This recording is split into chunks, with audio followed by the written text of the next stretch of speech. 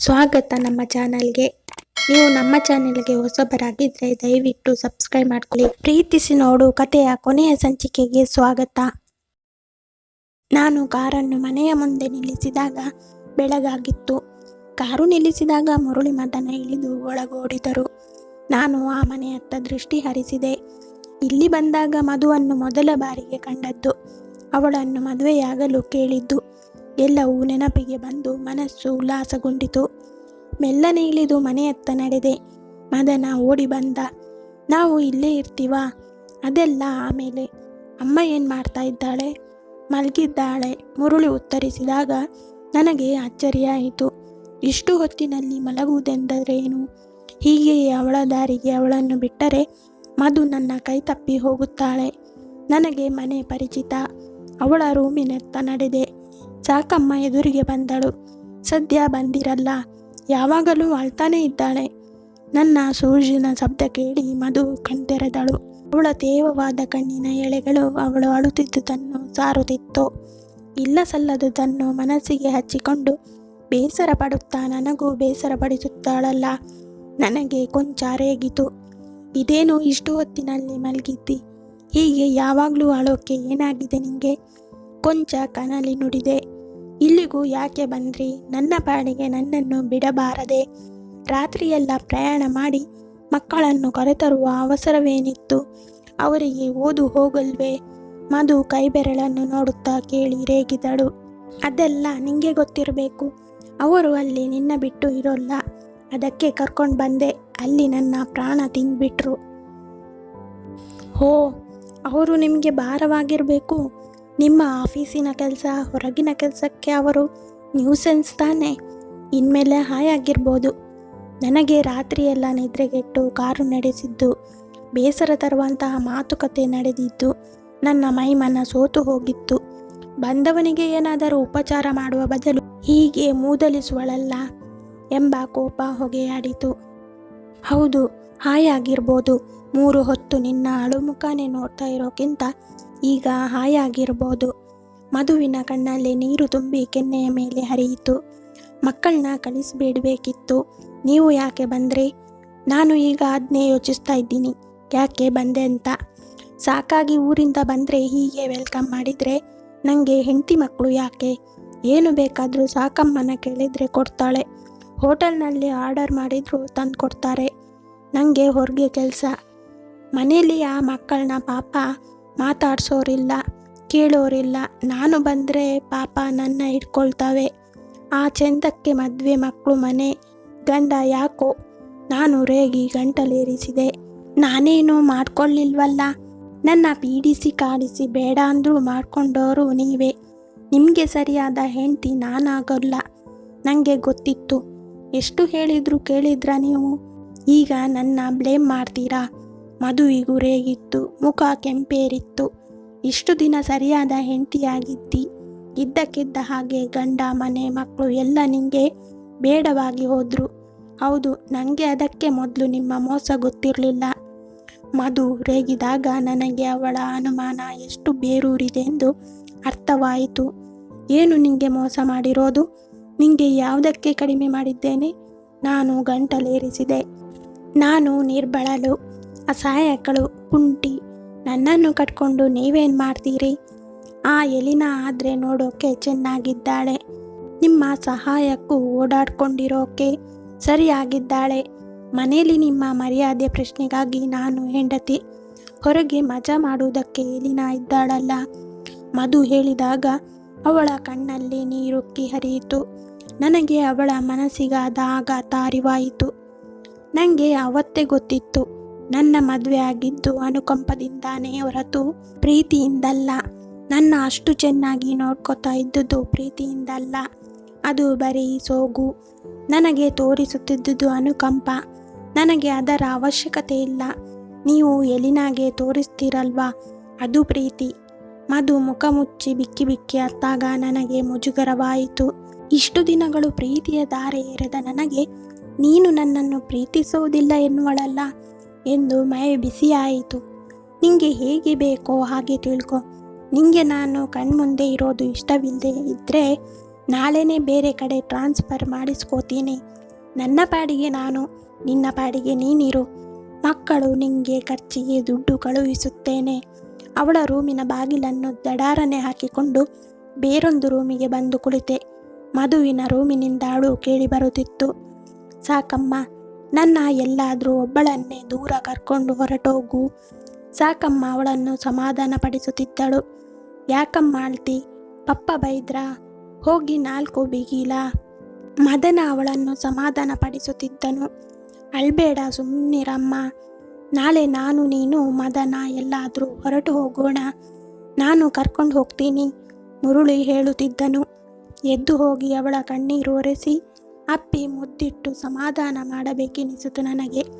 ಎಂದೂ ಅವಳ ಮನಸ್ಸು ನೋಯಿಸದ ನಾನು ಇಂದೇಕೆ ಇಷ್ಟು ನೋಯಿಸಿಬಿಟ್ಟೆ? ಮಗುವಿನಂತಹ ಮನಸ್ಸು ಅವಳದು. ಯಾರು ಏನು ಹೇಳಿದರೂ ನಂಬುವಂತಹ ಮುಗ್ಧ ಮನಸ್ಸು ಅವಳದು. ನಾನೇ ಅವಳ ಹತ್ತಿರ ಕುಳಿತು ಅವಳಿಗೆ ಎಲ್ಲವನ್ನು ನಯವಾಗಿ ಬಿಡಿಸಿ ಹೇಳಿದ್ದರೆ ಏನಾಗುತ್ತಿತ್ತು? ಕೇಳುತ್ತಿರಲಿಲ್ಲವೇ? ತೂ, ನಾನೆಂತಹ ಕಟುಕ! ಉರಿಯುತ್ತಿದ್ದ ಕಣ್ಣುಗಳನ್ನು ಮುಚ್ಚಿಕೊಂಡೆ. ನಾನು ಕುಂಟಿ. ನೀವು ಕರ್ಕೊಂಡು ಹೋದರೆ ಹೋಗಬೇಕು, ಇಲ್ಲದಿದ್ದರೆ ಇಲ್ಲ. ನನ್ನ ಪಾಡು ನೋಡು. ಬೇಡದೇ ಇರೋ ಜಾಗದಿಂದ ಓಡಿ ಹೋಗೋ ಹಾಗಿಲ್ಲ. ನನ್ನಂಥವರಿಗೆ ದೇವರು ಆಯಸ್ಸು ಜಾಸ್ತಿ ಕೊಡಬಾರ್ದು. ನಾನೇ ಸಾಯೋಕ್ಕೂ ಆಗಲ್ಲ. ವಿಷ ಬೇಕಾದರೂ ನಿಮ್ಮನ್ನೇ ಕೇಳಬೇಕು. ನೇಣು ಹಾಕೋಬೇಕಾದ್ರೂ ಹಗ್ಗ ಹಾಕಿ ನೀವೇ ನೇಣು ಹಾಕಬೇಕು. ಮಧು ಗದ್ಗದವಾಗಿ ಹೇಳುತ್ತಿದ್ದಳು. ಅಳ್ಬೇಡಮ್ಮ, ನೀನತ್ರೆ ನನಗೂ ಅಳು ಬರುತ್ತೆ, ಮುರುಳಿ ಹೇಳುತ್ತಿದ್ದನು. ನನ್ನ ಹತ್ತಿರವಿದ್ದ ಬಾಗಿಲು ದಡಾರನೆ ತೆರೆಯಿತು. ನನ್ನೆದುರಿಗೆ ಮದನ ನಿಂತಿದ್ದನು. ಅವನ ಹುಬ್ಬುಗಂಟುಗಳ ಕೆಳಗೆ ಕಣ್ಣುಗಳು ಕಿಡಿಕಾರುತ್ತಿದ್ದವು. ಅಮ್ಮನ್ನ ಬೈದು ಬೇಜಾರು ಮಾಡಿ ಅಳಿಸ್ತೀಯ ಪಪ್ಪ? ಅದಕ್ಕೆ ಅಮ್ಮ ನಿನ್ನ ನಮ್ಮನ್ನು ಬಿಟ್ಟು ಓಡಿ ಬಂದಿರೋದು. ನಂಗೊತ್ತು, ನಿನ್ನಿಂದಲೇ ಎಲ್ಲ. ನೀನೇ ಹೊರಟು ಹೋಗು. ಬಿಸಿಯಾಗಿದ್ದ ತಲೆಯನ್ನೆತ್ತಿ ಅವನನ್ನೇ ದೀರ್ಘವಾಗಿ ನೋಡಿದೆ. ಹೌದು ಮದನ್, ನೀನು ಹೇಳೋದು ಸರಿ. ಅಮ್ಮನ್ನ ಸರಿಯಾಗಿ ನೋಡ್ಕೊಳ್ಳಿ ಇಬ್ರೂ. ಅಮ್ಮಂಗೆ ಹೇಳು ನಾನು ಹೋದೆ ಅಂತ. ನಾನು ಎದ್ದು ನಿಂತೆ. ಕೆದರಿದ್ದ ತಲೆ ಕೂದಲನ್ನು ಬೆರಳಿನಿಂದ ಸರಿಪಡಿಸಿಕೊಂಡು ಕಾರಿನ ಕೀ ತೆಗೆದುಕೊಂಡು ಹೊರಗೆ ನಡೆದೆ. ಕಾರಿನಲ್ಲಿ ಕುಳಿತು ಕೊಂಚ ಹೊತ್ತು ಯೋಚಿಸಿದೆ. ಬಾಗಿಲಲ್ಲಿ ಸಾಕಮ್ಮ ನಿಂತಿದ್ದಳು. ಅವಳೊಬ್ಬ ಮೂಕ ಪ್ರೇಕ್ಷಕಿ. ಏನೂ ಹೇಳಲಾರದವಳಾಗಿದ್ದಳು. ಮದನ ನಾನು ಹೋಗುವುದನ್ನೇ ನೋಡುತ್ತಿದ್ದನು. ನಾನು ಹೋಗಬೇಕಾದ ಸ್ಥಳ ನಿರ್ಧರಿಸಿದೆ. ಇಂತಹ ಸಮಸ್ಯೆಯನ್ನು ಪರಿಹರಿಸುವವರು ಅತ್ತಿಗೆಯೊಬ್ಬರೇ. ಆಫೀಸಿಗೆ 1 ವಾರ ರಜೆ ಹಾಕಿ ಯಾವುದಕ್ಕೂ ಒಂದು ಇತ್ಯರ್ಥಕ್ಕೆ ಬಂದು ಬಿಡಬೇಕು. ಅತ್ತಿಗೆಯೇ ನನ್ನ ದಾರಿದೀಪ. ಆದರೆ ಮಧುವನ್ನು ಬಿಟ್ಟು ನಾನು ಹೇಗಿರಲಿ? ಅವಳು ಸಾಯುವ ಮಾತೇಕೆ ಆಡುತ್ತಾಳೆ? ಅವಳು ಸತ್ತರೆ ನಾನು ಬದುಕಿರಲು ಸಾಧ್ಯವೇ? ಅದು ಅವಳಿಗೆ ಹೇಗೆ ಅರ್ಥವಾಗಬೇಕು? ಕಾರು ಸ್ಟಾರ್ಟ್ ಮಾಡಿದೆ. ಕಾರು ಚಲಿಸಿತು.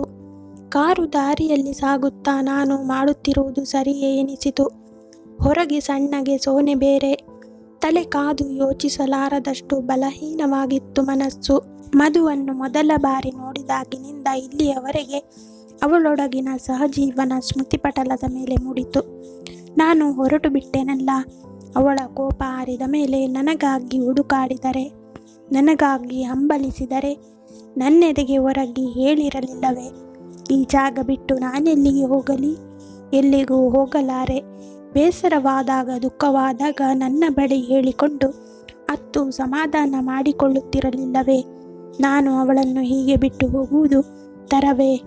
ಅವಳು ದುಡುಕಿ ಏನಾದರೂ ಮಾಡಿಕೊಂಡರೆ? ಔಷಧಿಗಳಿದ್ದ ಕಪಾಟು ಅವಳ ಮಂಚದ ಹತ್ತಿರವೇ ಇತ್ತು. ಏನಾದರೂ ಅನಾಹುತ ಮಾಡಿಕೊಂಡರೆ? ಅವಳಿಗೆ ಮಳೆಯೆಂದರೆ, ಮಿಂಚುಗುಡುಗೆಂದರೆ ಭಯ. ಹೆದರಿ ನನ್ನಲ್ಲಿ ಅಡಗಿ ಕಣ್ಣು ಮುಚ್ಚಿ ಹೇಳುತ್ತಿರಲಿಲ್ಲವೇ? ಯಾಕಾದ್ರೂ ಮಳೆ ಮಿಂಚು ಗುಡುಗು ಬರುತ್ತೋ ನನ್ನ ಜೀವ ತಿನ್ನೋಕೆ? ನನಗರಿವಿಲ್ಲದೆಯೇ ನನ್ನ ಕಣ್ಣಲ್ಲಿ ನೀರು ಬಂತು. ಮುಂದಿನ ದಾರಿ ಮಸುಕಾದಾಗ ನಾನು ಅಳುತ್ತಿರುವುದನ್ನು ಅರಿತೆ. ಮಧು, ನಿನ್ನನ್ನು ನಾನು ಎಷ್ಟು ಪ್ರೀತಿಸುತ್ತೇನೆಂದು ನಿನಗೆ ಹೇಗೆ ತಿಳಿಸಲಿ? ನೀನೇಕೆ ನನ್ನನ್ನು ಅರ್ಥ ಮಾಡಿಕೊಳ್ಳುವುದಿಲ್ಲ? ಕಾರು ನಿಲ್ಲಿಸಿ ಕಣ್ಣೊರೆಸಿಕೊಂಡೆ.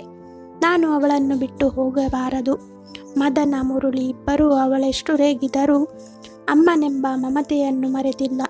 ನಾನು ಕ್ಷಣಿಕ ಕೋಪಕ್ಕೆ ಬಲಿಯಾಗಿ ಅವಳಿಂದ ದೂರ ಸರಿಯುತ್ತಿದ್ದೇನಲ್ಲ. ನಾನು ಹೋಗುವುದಿಲ್ಲ ಮಧು. ನಾನು ನಿನ್ನನ್ನು ಬಿಟ್ಟು ಹೋಗಲಾರೆ. ಕಾರನ್ನು ಹಿಂದಕ್ಕೆ ತಿರುಗಿಸಿದೆ. ಮನಸ್ಸಿನ ಸ್ಥಿಮಿತ ತಪ್ಪಿದ ನಾನು ಎದುರಿನಿಂದ ಬರುತ್ತಿದ್ದ ಕಾರನ್ನು ಗಮನಿಸಲಿಲ್ಲ. ಆಗುವ ಅನಾಹುತವನ್ನು ತಪ್ಪಿಸಲು ಯತ್ನಿಸಿ ಕಾರನ್ನು ತಿರುಗಿಸಿದಾಗ ಮಳೆಯಲ್ಲಿ ನೆನೆದ ರಸ್ತೆಯಲ್ಲಿ ಕಾರಿನ ಚಕ್ರಗಳು ನನ್ನನ್ನು ಎತ್ತೆತ್ತಲು ಕರೆದೊಯ್ದು ಭೂತಾಕಾರವಾಗಿ ನಿಂತಿದ್ದ ಮರದೆಡೆಗೆ ಎಳೆದೊಯ್ದು ಕಾರು ಹೋಗಿ ಮರಕ್ಕೆ ಅಪ್ಪಳಿಸಿತು. ಮುಂದಾದುದೆಲ್ಲ ಕತ್ತಲು, ಅಸಮಂಜಸ.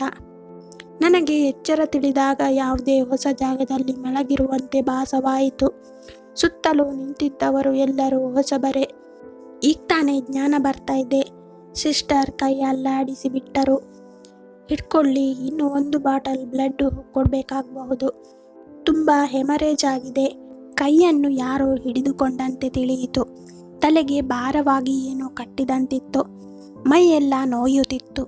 ಕಣ್ತೆರೆದು ಸುತ್ತಲೂ ಕಣ್ಣಾಡಿಸಿ ಕೇಳಿದೆ, ನಾನೆಲ್ಲಿದ್ದೇನೆ? ನನಗೇನಾಗಿದೆ? ಏನಾಗಿಲ್ಲ, ತಲೆಗೆ ಸ್ವಲ್ಪ ಪೆಟ್ಟು ಬಿದ್ದಿದೆ. ಮನೆಯವರಿಗೆ ಹೇಳಿ ಕಳಿಸಿದ್ದೇವೆ, ಬರ್ತಾರೆ. ನರ್ಸೊಬ್ಬಳು ಹೇಳಿದಾಗ ನನ್ನ ಮಸುಕು ಜ್ಞಾನದಲ್ಲಿ ನಾನು ಆಸ್ಪತ್ರೆಯಲ್ಲಿರುವುದು ತಿಳಿಯಿತು. ಆಯಾಸ ನೋವಿನಿಂದ ಕಣ್ಮುಚ್ಚಿದೆ. ಮಧು ಮಧು ನರಳಿದೆ. ನೋವು ವಿಪರೀತವಾಗಿ ಕೂಗುವಂತಾಯಿತು. ಆಮೇಲೆ ಯಾವುದೂ ಜ್ಞಾಪಕವಿಲ್ಲ.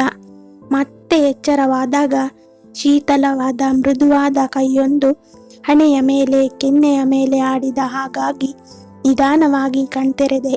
ಆ ಹಸ್ತ ನನಗೆ ಚಿರಪರಿಚಿತ. ಮಧು ನನ್ನ ತುಟಿಯಲುಗಿತು.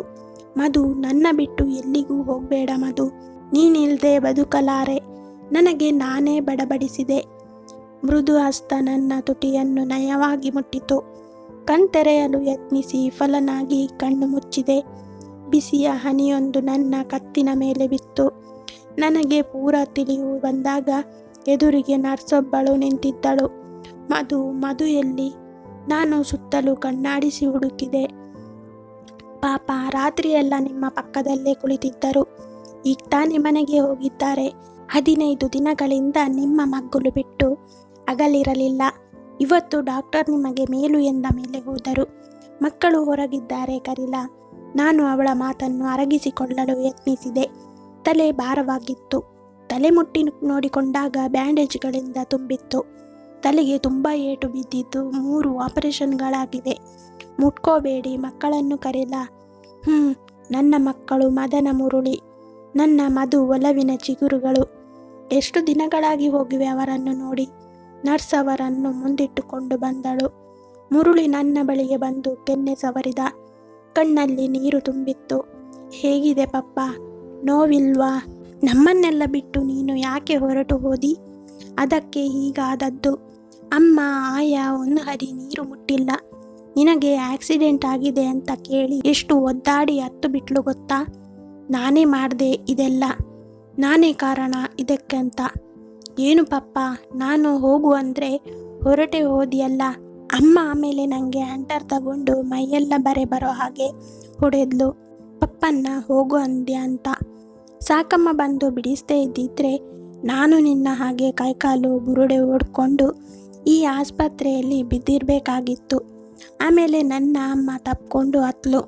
ಮದನ, ನನ್ನ ಕೈ ಹಾಳಾಗಿ ಹೋಗಲಿ, ನಿನ್ನ ಹೊಡೆದ್ನಲ್ಲ ಅಂತ ಮದನ ಹೇಳಿದಾಗ ನರ್ಸ್ ಮಕ್ಕಳ ಮಾತು ಕೇಳಿ ನರ್ಸು ನಕ್ಕಳು.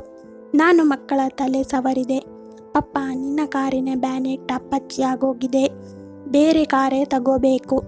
ಡಿಶೋಜ ಊರಿಂದ ಬಂದು ಕಾರು ರಿಪೇರಿಗೆ ಕೊಟ್ಟಿದ್ದಾನೆ. ಅನಂತರ ನನಗೆ ಹೊಳೆದಿದ್ದು, ಕಾರಿನ ಮುಂದಿನ ಗಾಜಿಗೆ ತಲೆ ತಗುಲಿ ಗಾಯವಾಗಿ ರಕ್ತ ಸುರಿದಿತ್ತು. ಕೈಕಾಲು ತೆರೆದು ಗಾಯವಾಗಿತ್ತು. ಸ್ಟೇರಿಂಗ್ ಎದೆಗೆ ತಗಲದೆ ಬಚಾವಾದದ್ದು ನನ್ನ ಅದೃಷ್ಟ. ಮಲಗಿದ್ದಲ್ಲೇ ಯೋಚಿಸಿದೆ. ಮಧು ಮಕ್ಕಳು ನನಗಾಗಿ ಎಷ್ಟು ಹಂಬಲಿಸಿದರೋ, ನನಗಾಗಿ ನೊಂದರೋ. ನನಗೂ ಅವಳಿಗಾದ ಹಾಗೆ ಕಾಲು ಹೋಗಿದ್ದರೆ ಮಧುವನ್ನು ಸಾಕಮ್ಮ ಕರೆತಂದಾಗ ನಾನು ಮನದ ಉದ್ವೇಗ ತಡೆಯಲಾರದೆ ಚಿಕ್ಕ ಮಗುವಿನಂತೆ ಹತ್ತು ಬಿಟ್ಟೆ. ಮಧುವಿನ ಕಣ್ಣಲ್ಲೂ ನೀರು ಉಕ್ಕಿತು.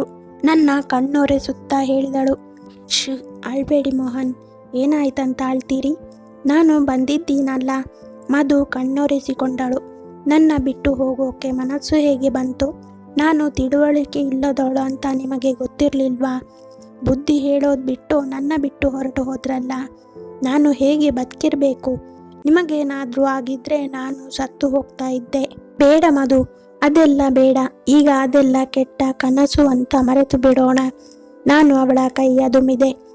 ಅಣ್ಣ ಅತ್ತಿಗೆ ನೋಡಲು ಬಂದಾಗ ಅತ್ತಿಗೆ ನನ್ನ ಮುಂಗೈ ಸವರಿದರು. ಇವನು ಬಲು ದುಷ್ಟ, ತಲೆಗಟ್ಟಿದೆ ಅಂತ ಕಲ್ಲಿಗೆ ತಲೆ ಕೊಡೋದೇ ಆಗೋಯ್ತಲ್ಲ. ನೀನಾದ್ರೂ ಬಗ್ಗಿಸ್ತೀಯ ಅನ್ಕೊಂಡಿದ್ದೆ ನಾನು. ಮಧು, ಇವನು ಯಾರಿಗೂ ಬಗ್ಗೊಲ್ಲ. ಅವರಿಗೆ ನನ್ನ ಮಧುವಿನ ಮೈಮನಸ್ಸಿನ ವಿಚಾರವೇ ತಿಳಿದಿರಲಿಲ್ಲ. ನಾನು ಮೊದಲಿನಂತೆ ಓಡಾಡಿಕೊಂಡು ಇರುವುದಕ್ಕೆ 1 ತಿಂಗಳು ಹಿಡಿಯಿತು. ನನ್ನ ಗೆಳೆಯರು, ಆಫೀಸಿನವರು ಬಂದು ನೋಡಿ ಹೋದರು. ಮಧು ಕಣ್ಣಲ್ಲಿ ಕಣ್ಣಿಟ್ಟು ನೋಡಿಕೊಂಡಳು. ಆಸ್ಪತ್ರೆಯಿಂದ ಮನೆಗೆ ಬಂದ ದಿನ ಮಧು ಮಕ್ಕಳಿಗೆ ಹಿಗ್ಗು. ಮುರುಳಿ ಮದನ ಮನೆಯನ್ನೆಲ್ಲ ಅಲಂಕರಿಸಿದ್ದರು.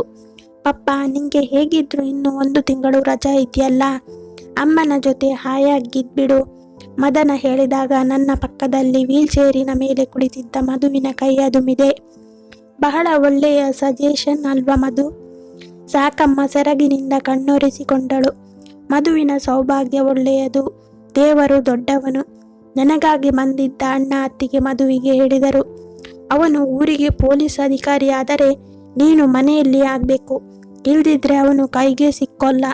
ಹಾಸಿಗೆ ಹಾಸಿ ನನಗೆ ಮಲಗಿ ವಿಶ್ರಮಿಸಲು ಅನುವು ಮಾಡಿಕೊಟ್ಟು ನನಗೆ ಕುಡಿಯಲು ಹಾಲಿತ್ತು. ಕುಡಿದ ಮೇಲೆ ಸೆರಗಿನಿಂದ ಬಾಯಿ ಒರೆಸಿ ಕೆದರಿದ ಕ್ರಾಪನ್ನು ಹಿಂದಕ್ಕೆ ನೆವರಿಸಿದ ಮಧುವಿನ ಮುಖವನ್ನು ಕೈಯಲ್ಲಿ ಹಿಡಿದು ಕೇಳಿದೆ, ಮಧು, ಇಷ್ಟು ದಿನಗಳಿಂದ ನನ್ನ ಹೀಗೆ ಕಾಪಾಡಿಕೊಂಡು ಬಂದಿಯಲ್ಲ, ಯಾಕೆ? ಇದೇನೋ ಪ್ರೀತಿನೋ ಅನುಕಂಪನೋ? ಮಧುವಿನ ಕಣ್ಣಲ್ಲಿ ನೀರು, ತುಟಿಯಲ್ಲಿ ನಗು ಒಟ್ಟಿಗೆ ಮೂಡಿತು. ಮೋಹನ್, ನನಗೆ ಅರ್ಥ ಆಗಿದೆ.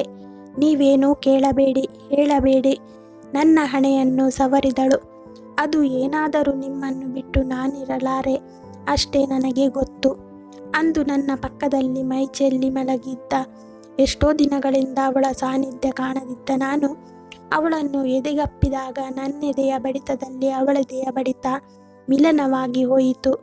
ಮಧು, ಇದು ಪ್ರೀತಿನಾ? ತುಟಿಗೆ ತುಟಿ ಬೆಸೆದು ಕೇಳಿದಾಗ ಪ್ರೀತಿಸಿ ನೋಡಿ ಎಂದು ಸಿರಿದಳು.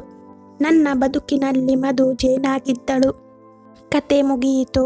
ಈ ಕತೆ ಇಷ್ಟ ಆಗಿದ್ದರೆ ಲೈಕ್ ಮಾಡಿ, ಶೇರ್ ಮಾಡಿ. ಸಬ್ಸ್ಕ್ರೈಬ್ ಮಾಡದವರು ದಯವಿಟ್ಟು ಸಬ್ಸ್ಕ್ರೈಬ್ ಮಾಡಿ, ಸಪೋರ್ಟ್ ಮಾಡಿ. ಕತೆ ಹೇಗಿತ್ತು ಎಂದು ಕಮೆಂಟ್ ಮಾಡಿ ತಿಳಿಸಿ. ಧನ್ಯವಾದ.